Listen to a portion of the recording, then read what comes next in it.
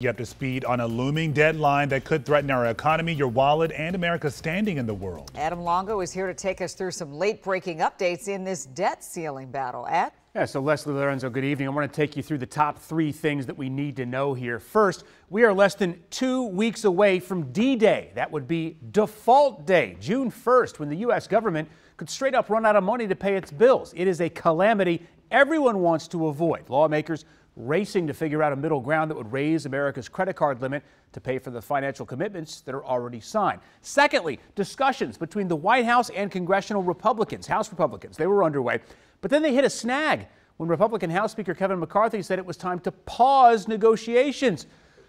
Everyone held their breath for a minute, but then both sides went back at it just a few hours later. It is not clear right now if they're going to be negotiating through the weekend. And third, here's the trouble.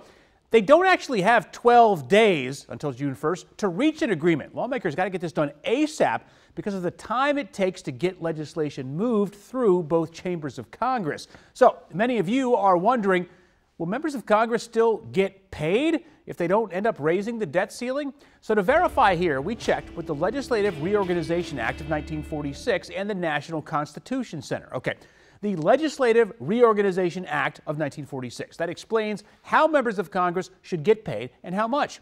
Now, it doesn't say anything about withholding their salaries if the U.S. defaults, but Representative Abigail Spanberger, a Democrat from Northern Virginia, introduced a bill yesterday with Republican Brian Fitzpatrick to change that. The No Pay for Congress During Default or Shutdown Act says if the government can't pay its bills, lawmakers don't get paid either. But the 27th Amendment says Congress can't change its salary during a term.